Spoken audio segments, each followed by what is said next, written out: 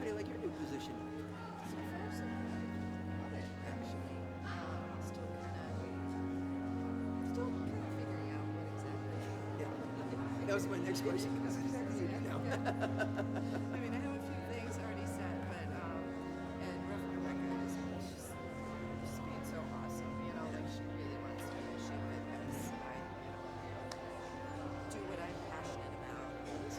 So it's, I mean, I was just thinking the other day, I was doing something with somebody, I can't remember what it was exactly, but I had this conscious thought, like, it's not fair, you know? Yeah, it's great.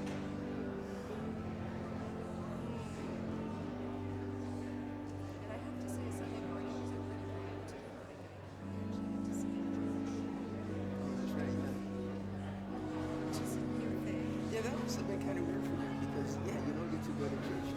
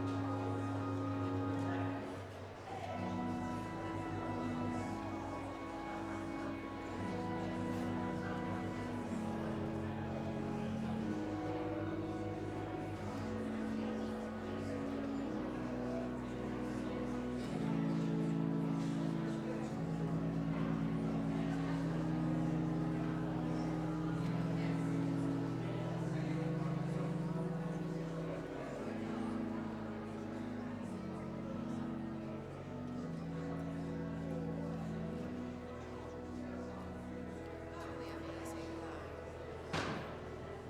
many people I don't know. You know, like, did you go to the Reverend Carly's workshop? There were over 50 people, and I was looking around, and I was like, all these people. Honestly, like half of them I didn't recognize. It's amazing. So this is a good. Yeah, I wonder if vantage people, point. yeah, I wonder if people came just for that.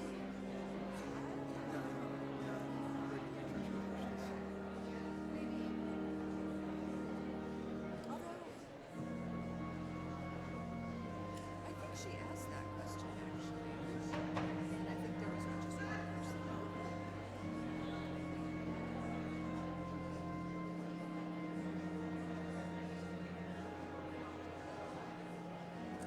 It's always something I've been a little curious about is that when we have guest speakers, I wonder if that's an opportunity to promote that we have a guest speaker because they just talking about a topic that just may interest someone just to come in.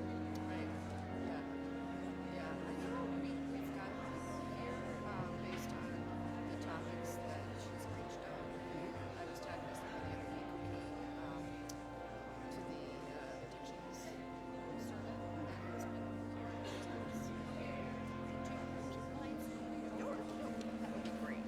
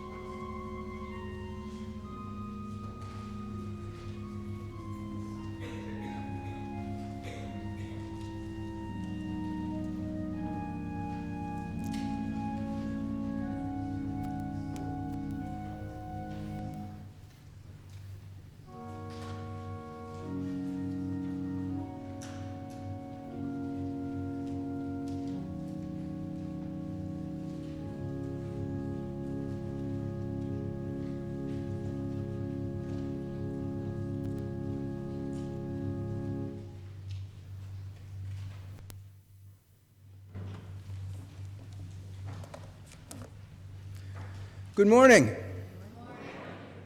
My name is Jeff Bard, and I am your worship associate this morning.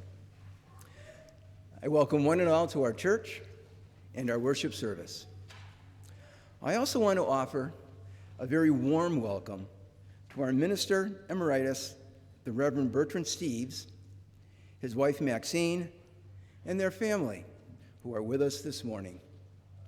Reverend Steves served this congregation from 1956 until 1994.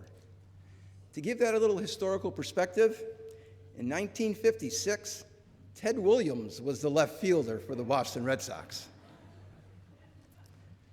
If you are joining us for the first time, we invite you to stop at the visitors table in the vestibule after the service. There, you can find information to take with you about the First Religious Society and about Unitarian Universalism. We also hope you will pick up copies of our ministers' previous sermons, which can be found on shelves near the front door.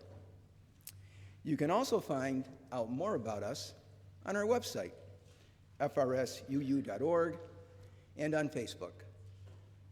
We encourage you to connect with any of our members and staff or our minister, Reverend Rebecca Bryan, so that we can get to know you better. Everyone is invited to join us after the service for coffee hour next door, the building to my left. Those who have name tags are encouraged to wear them, both as a way to strengthen our community and as a welcoming gesture to newcomers. If you don't have a name tag, please ask at the visitors table after the service and one will be made up for you. We encourage everyone's participation in all of our activities and all of our endeavors.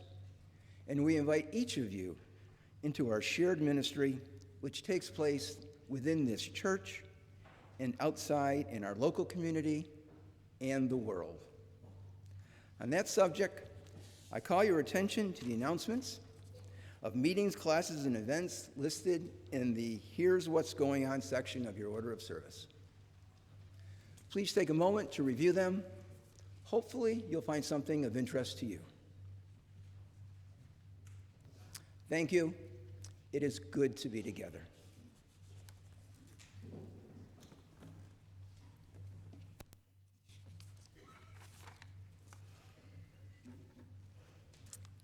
Our call to worship. We gather this day in thanks for all who have gone before, for all who have cleared the way and serve as guiding lights when the days grow dim. We never walk alone. May our time together today help us remember this, and may our perspective be turned toward hope, belief, and justice. You are joyfully called to worship.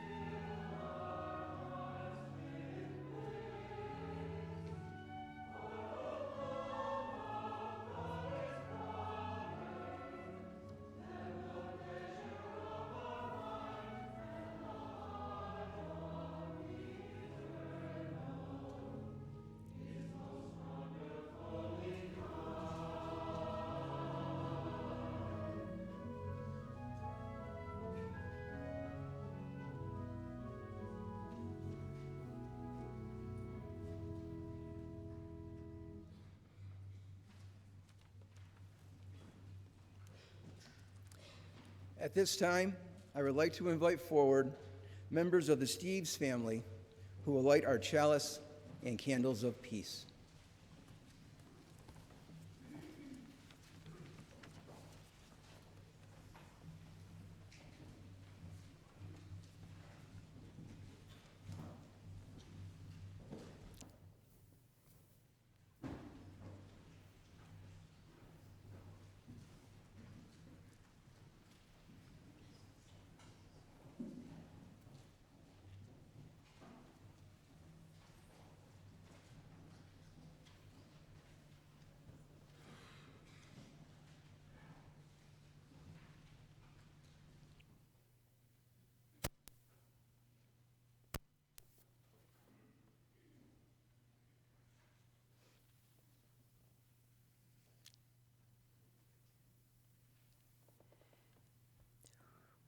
Won't you please join together in the words printed in your order of service for the chalice lighting? We gather this hour as people of faith, with joys and sorrows, gifts and needs. We light this beacon of hope, sign of our quest for truth and meaning in celebration of the life we share together. Each week, we also light 2 candles of peace, representing 2 places on earth that need peace, that we lift up and remember today and throughout the week ahead. There are untold numbers of places on earth that need peace. These 2 we especially hold close. After each candle is lit, we will speak the words for peace together in English, Arabic, and Hebrew. Peace, salam, shalom. Our first candle this morning is lit for all of the war-torn places on earth. Yemen, Afghanistan, Syria, to lift up just a few. May we remember and learn from history, and may we do what we can to promote peace and moral conduct. Peace, salam, shalom. And our second candle this morning is lit for all of the places where our United States veterans are found, including homes, assisted living facilities, nursing homes, 1,243 healthcare facilities, and too many park benches and land beneath bridges. May all veterans receive the honor, the care, and the respect and love they deserve. Peace, salam, shalom. Please rise and embody your spirit, and let's join our voices together in our opening hymn, number 126, Come Thou Fount of Every Blessing.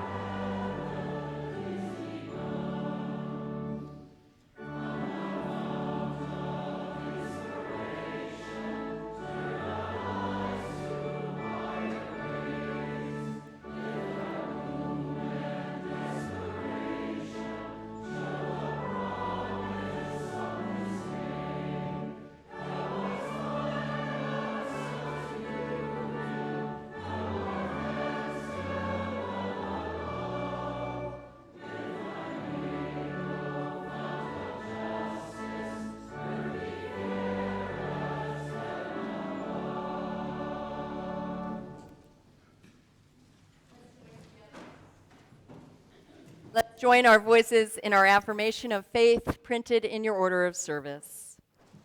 Love is the doctrine of this church. The quest of truth is its sacrament, and service is its prayer. To dwell together in peace, to seek knowledge in freedom, to serve humankind in fellowship, to the end that all souls shall grow into harmony with the divine. Thus do we covenant with each other and with God.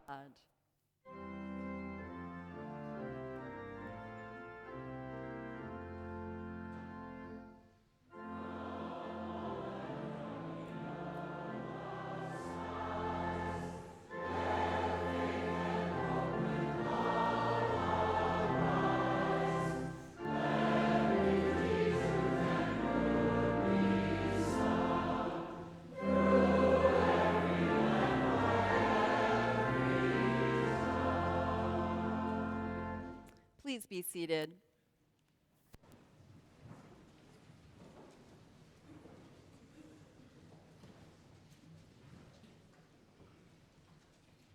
Tomorrow, Monday, November 11th, is Veterans Day. It is a day that I fear may be losing some of its significance, its history, and the honor that in fact it deserves. Last year we started what I know and trust will become a tradition here in this congregation of honoring those among us who have served in all the ways that that can happen. We are liberal religious people. I am a liberal religious leader, a Unitarian Universalist minister, and a believer in peace, and a lover of life. And patriotism is not tied to any particular religious or political belief. Here, we honor all those who have served in the many ways that they have.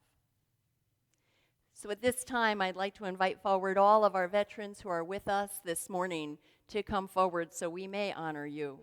And the children who are here, if you would go to the back to meet Mara, and there's a little something you're going to do with her there.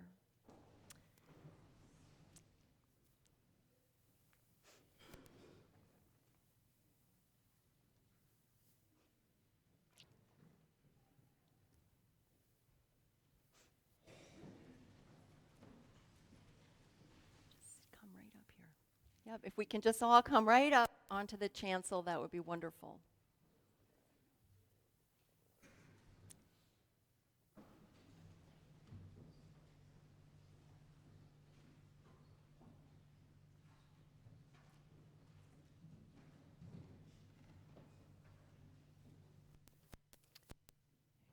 Okay, is everyone wonderful?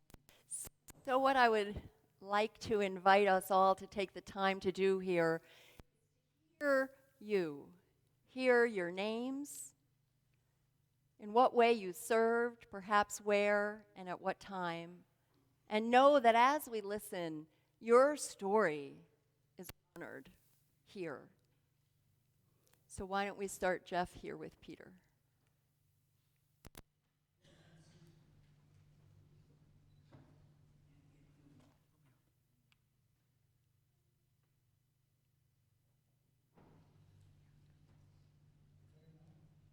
Yes. Okay. I'm Peter Francis. I served in Vietnam in 1965 and 66. And I'm not proud of it because it was a dreadful war. But I had no choice.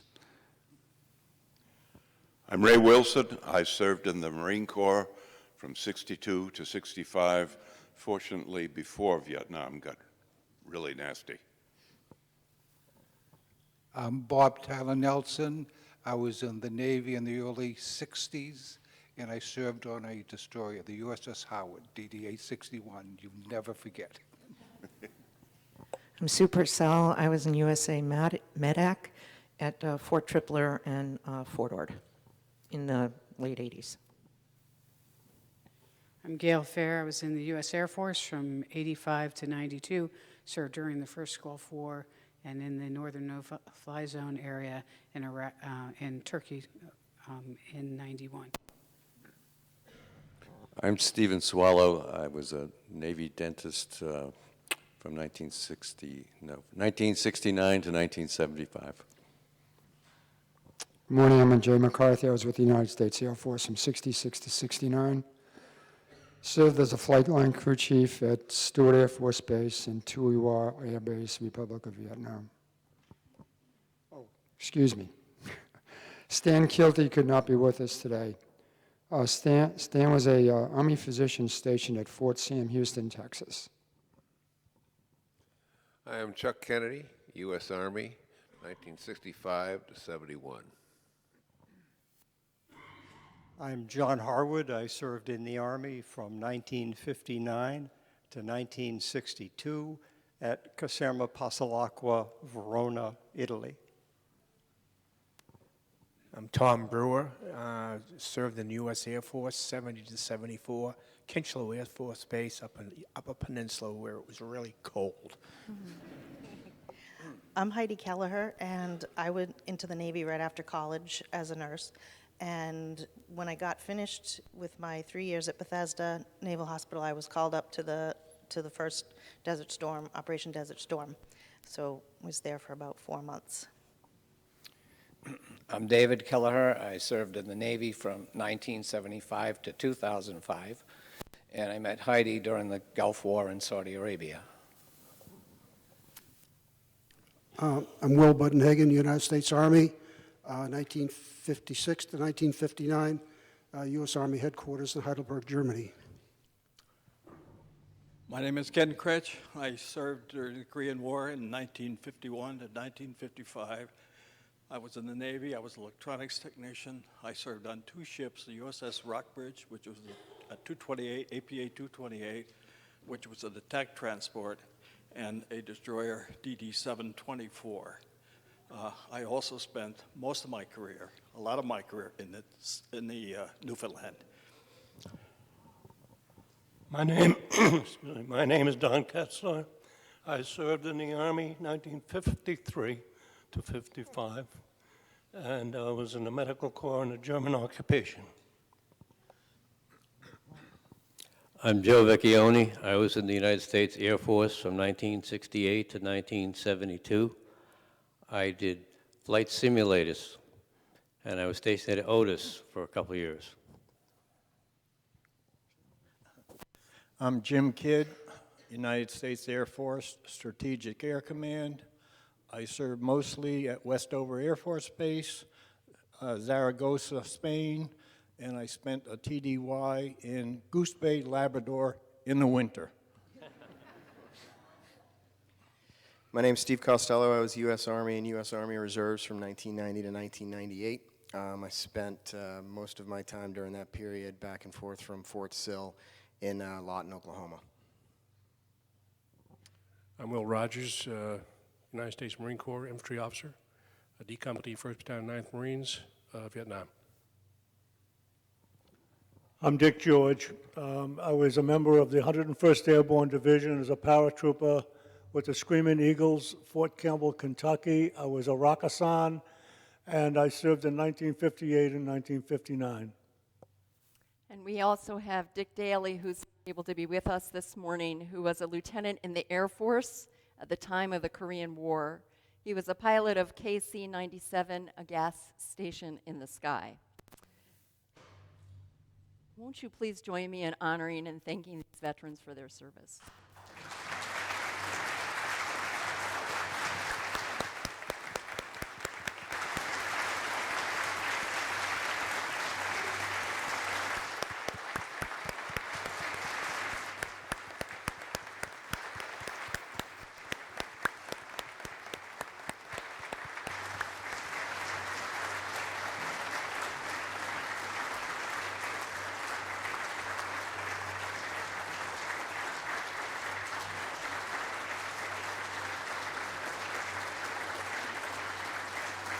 to go down to this side. You want to get down to that side.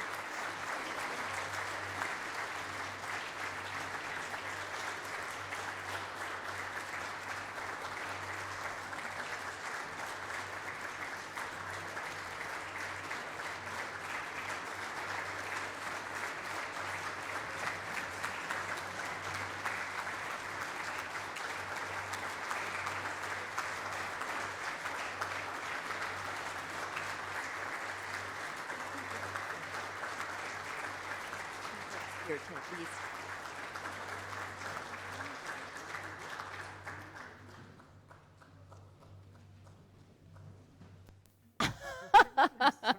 We're going to keep a few flowers.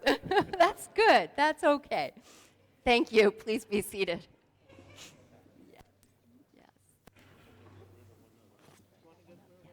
Yes. And our children will now be going to Young Church, and we'll be singing them out as they do.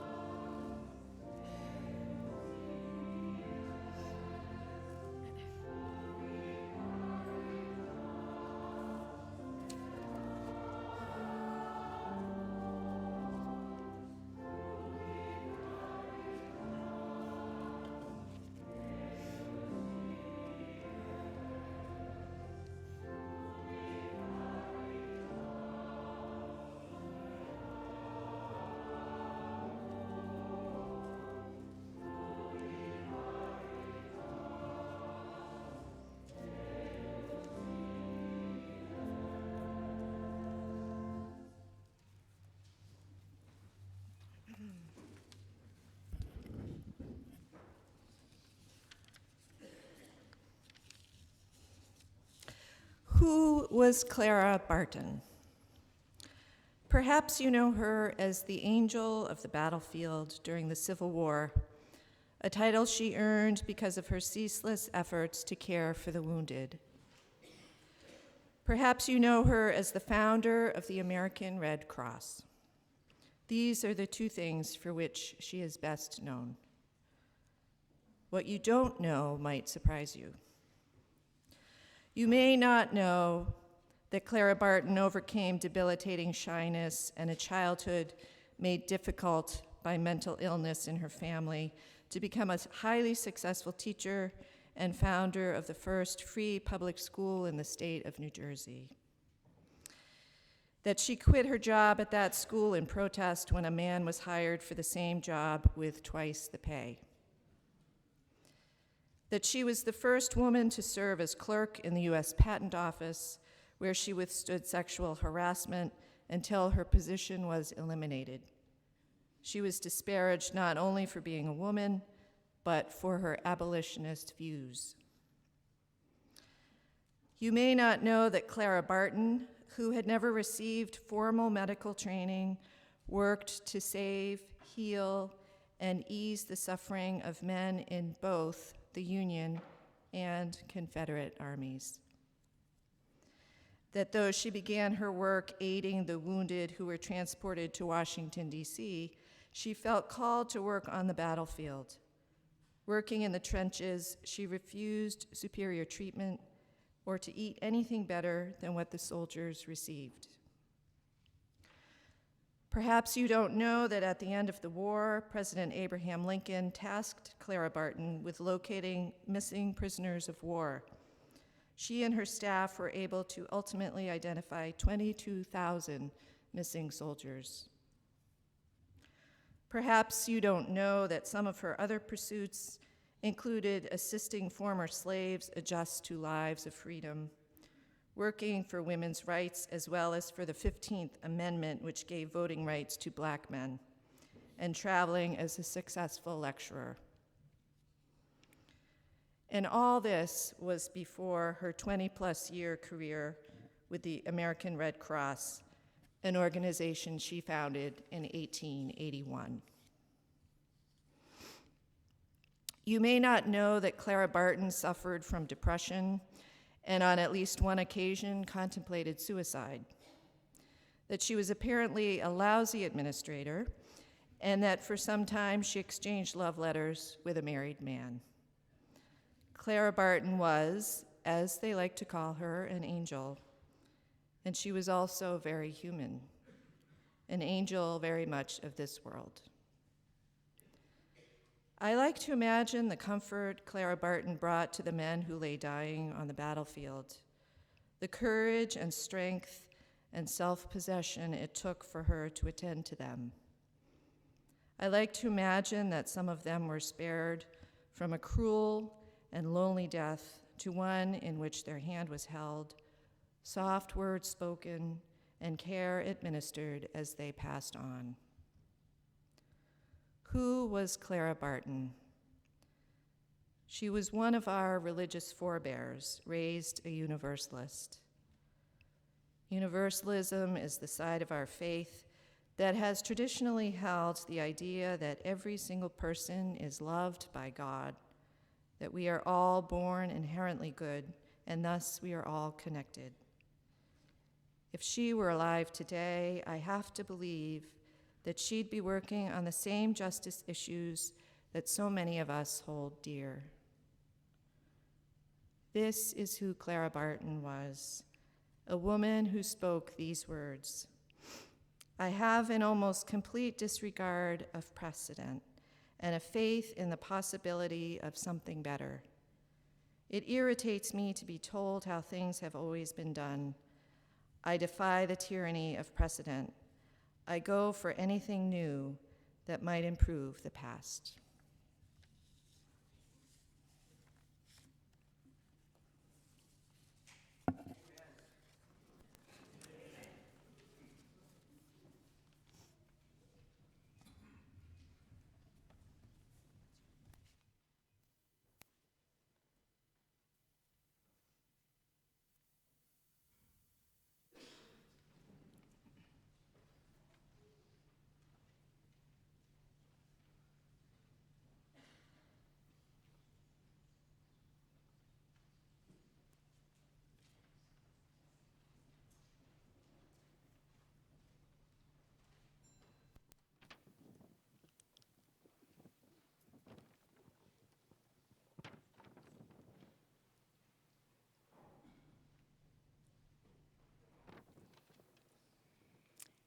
Maxine Steves. That's you. That is you. Wife, mother of 3, grandmother of 5, teacher, mentor to so many, a brilliant writer of short stories, community and church volunteer over many decades. We honor you today. But most especially, we value your commitment to racial justice, particularly during a very hateful time in this city's history.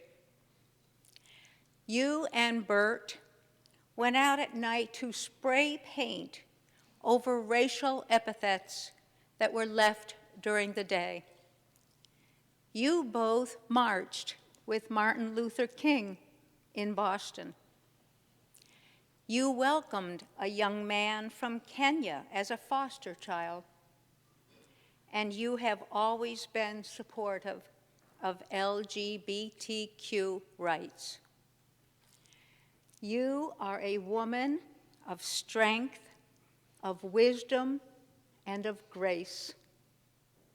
So, as former president of the Unitarian Universalist Women's Federation, it is my privilege to present this award to you today and to welcome you into the Clara Barton Sisterhood.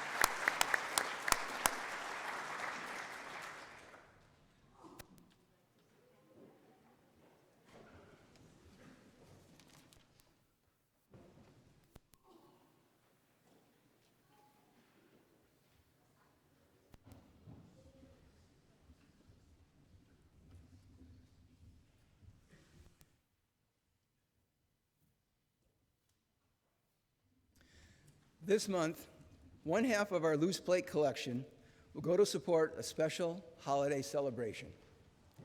The Amesbury Holiday Program, Christmas Tree Santa, and Our Neighbor's Table are collaborating to help some Amesbury families have a very special Christmas. Christmas Tree Santa supplies families a real tree. Then, about 150 guests gather for a holiday dinner. Santa swings by. He brings gifts for kids and gift cards, supermarket gift cards for families. A heartfelt celebration of holiday spirit and caring for all. Thank you for supporting this important celebration. As an act of worship, the offering will now be received.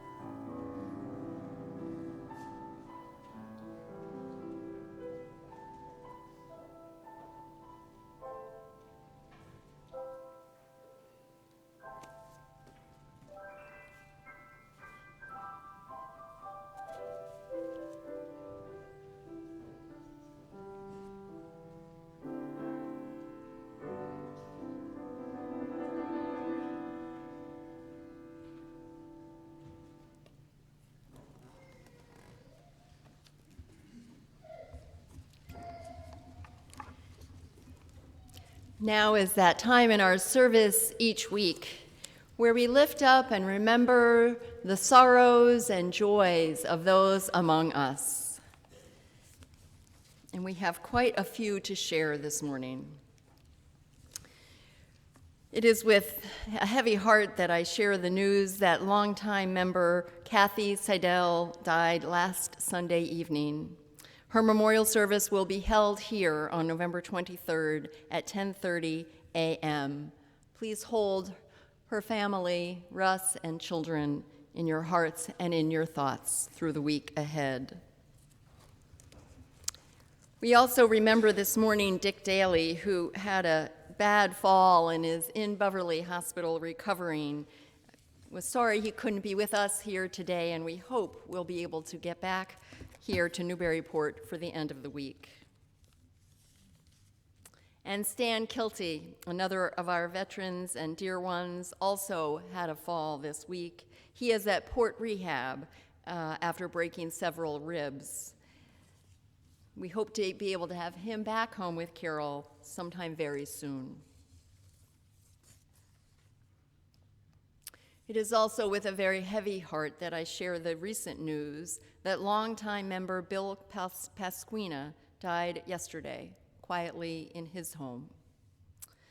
As I said, he was a longtime member here and chaired the History Committee for many years. He is survived by his wife Kathy and his sons William and John, and we'll let you know about service arrangements once they are set. We're also remembering Vern Ellis's mother, Dorothy, who had been in ICU for a little while, and as I understand it, is now in rehab recovering. We hold you in our thoughts and our prayers. We're remembering two real-life heroes.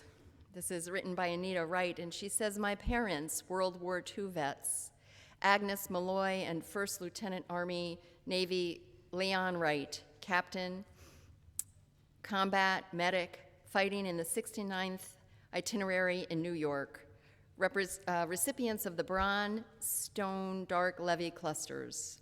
They set a very high bar, but never too high that she stopped trying to reach. Hurrah. Sophie Himmel would like us to congratulate Kira, Alana, and Lisa Dowell for completing a Black Belt boot camp and moving up in their ranks. That I've hit all of them. I know we have several birthdays that we're celebrating this week, and I'm sure other sorrows and joys that have not been said aloud, but that are held just as dearly here in this beloved community. Our pastoral prayer this morning will be a communal prayer using our gray hymnals, a responsive reading. And so I invite you at this time to turn to number 583. You may remain seated, entitled, The Young Dead Soldiers.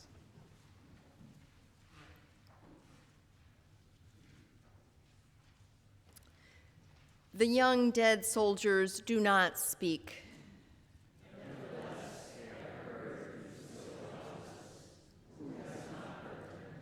They have a silence that speaks for them at night and when the clock counts.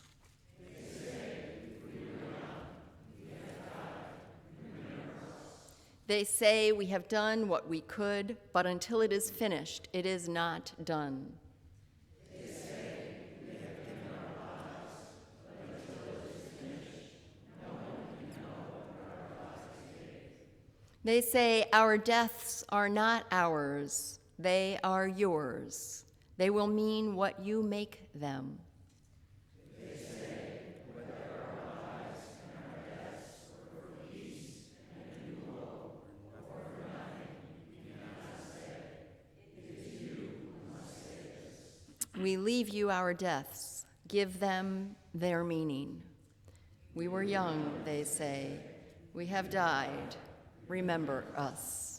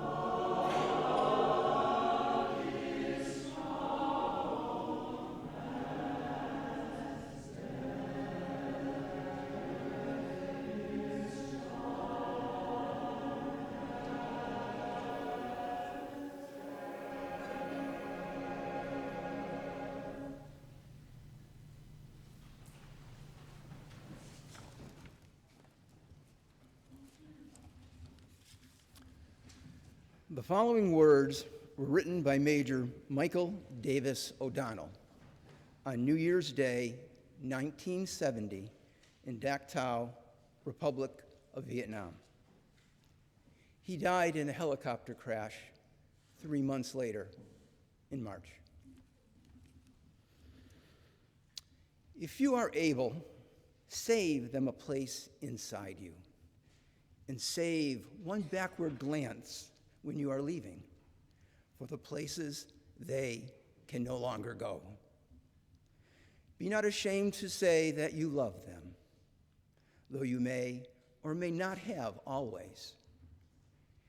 Take what they have left and what they have taught you with their dying, and keep it as your own. In that time, when men decide and feel safe to call the war insane, take one moment to embrace those gentle heroes you left behind.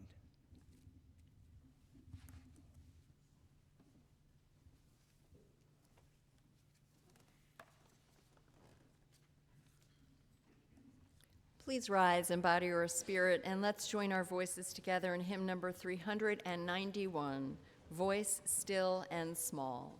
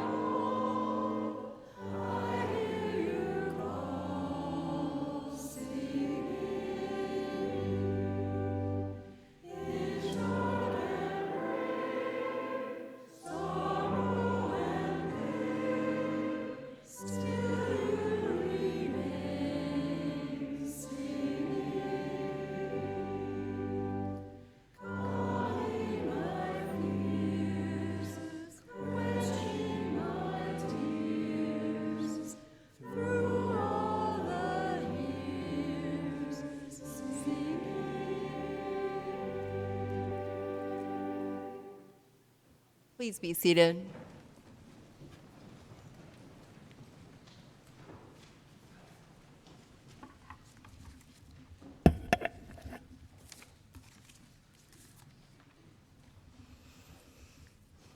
To honor. It is indeed my honor to serve as your minister.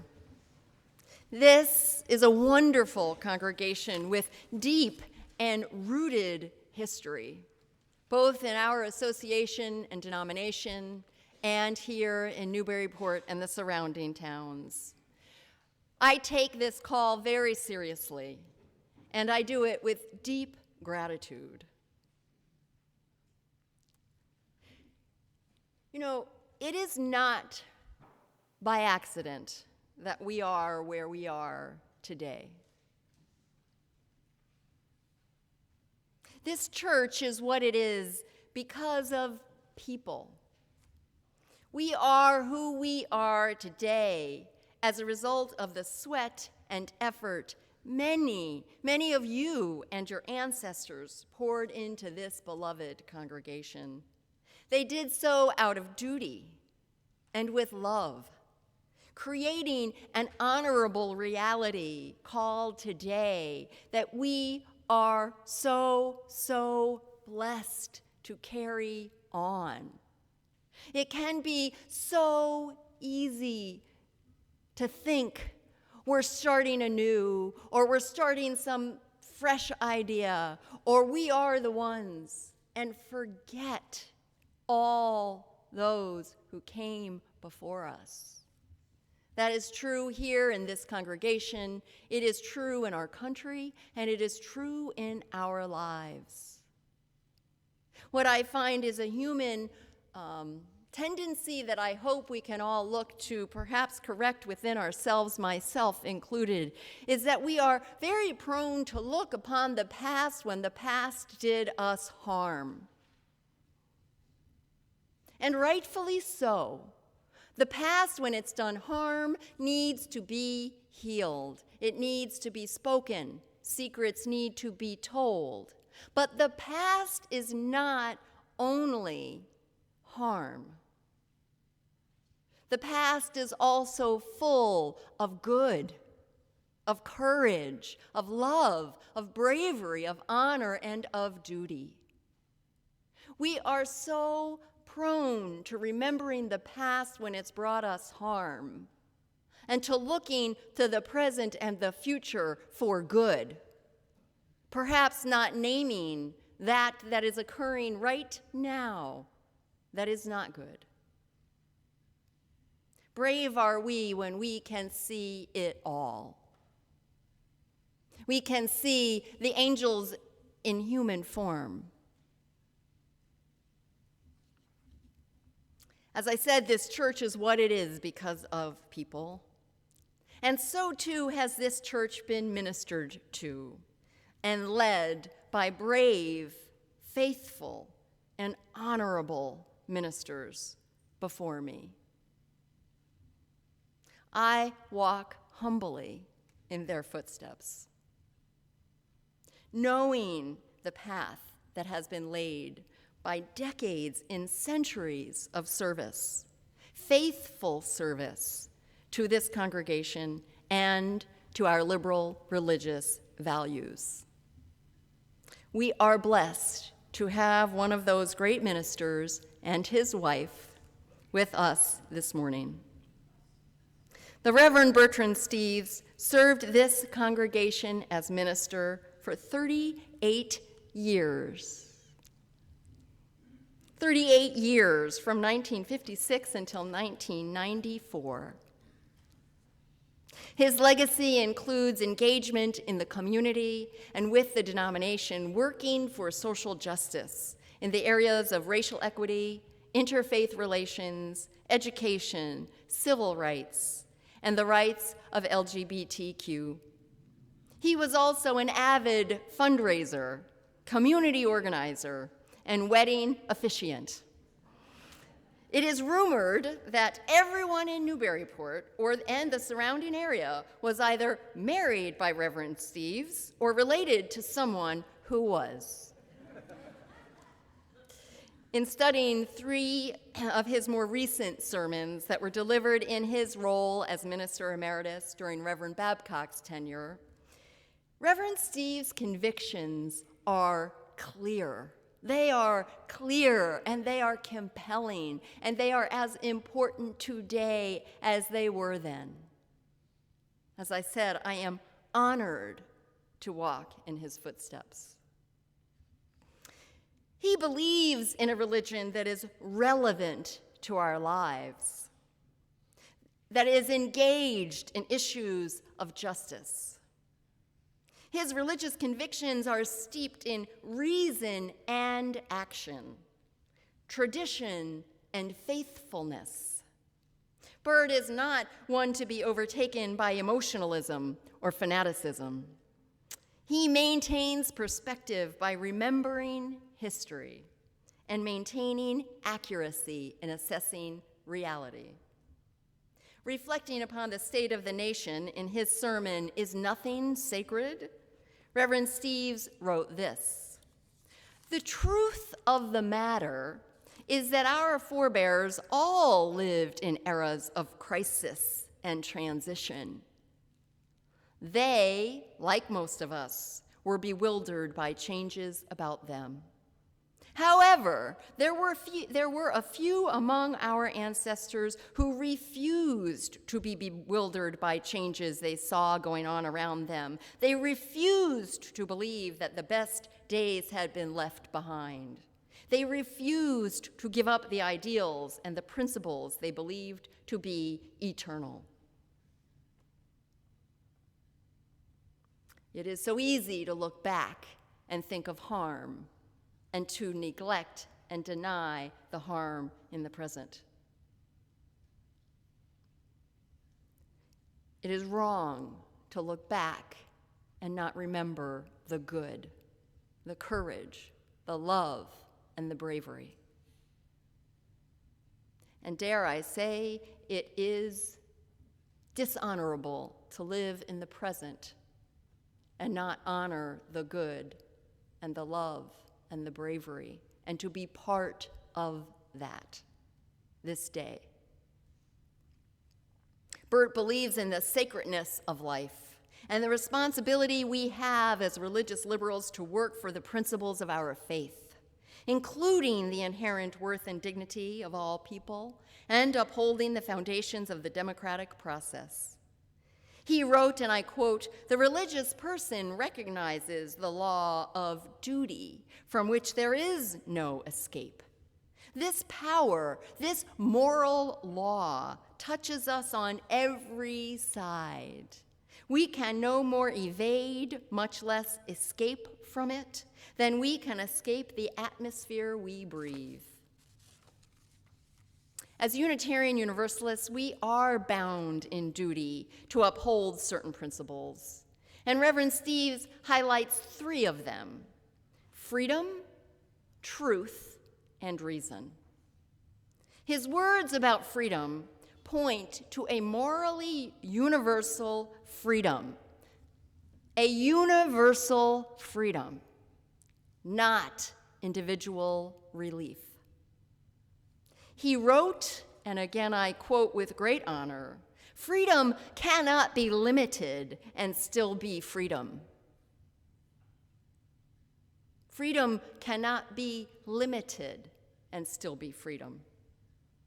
How few, he says, there are who stand for this principle today. Not who say they believe it, but they stand for it, even though thousands have given their lives in its behalf. Going on, why do we seek the truth? Again, freedom, truth, and reason, principles of this faith. Referring to truth, Reverend Steve said this: "We seek the truth that we and all people everywhere may be free. We seek it not for its own sake. Truth has not particular virtue or value unless something is done about it."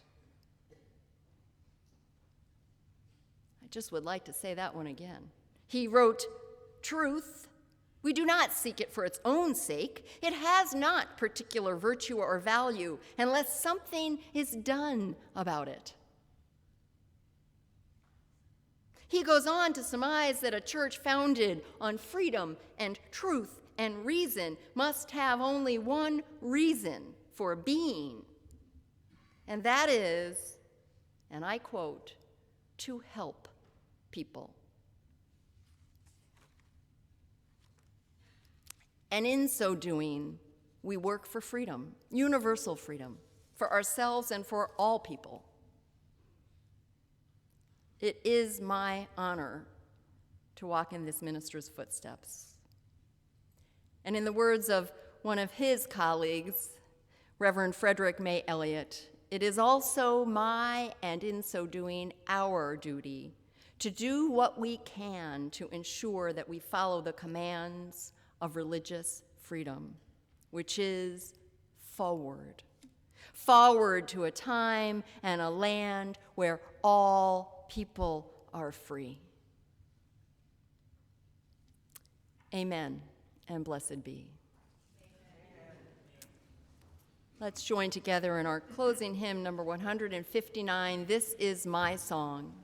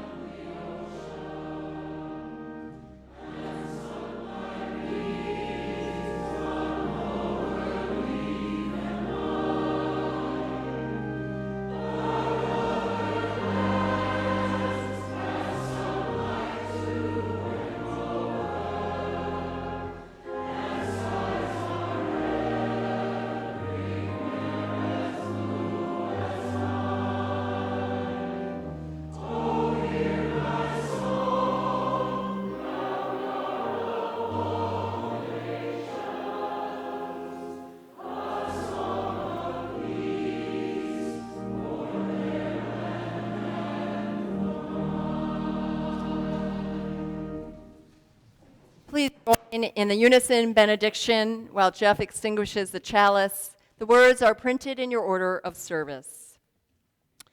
May the love which overcomes all differences, which heals all wounds, which puts to flight all fears, which reconciles all who are separated, be in us and among us, now and always.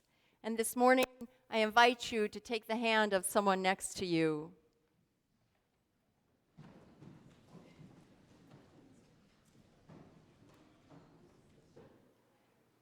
My friends, throughout the ages, there has been war, there has been pain, there has been good, and there has been bad.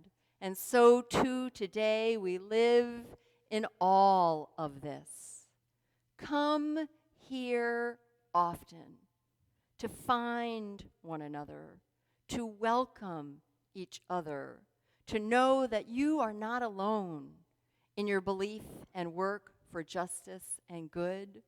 Come to find solace, come to find meaning, come to find love, and then return unto your life and your days, sharing all that you find here, and know that it is good. Go in peace, my friends, and return again in great joy. Amen.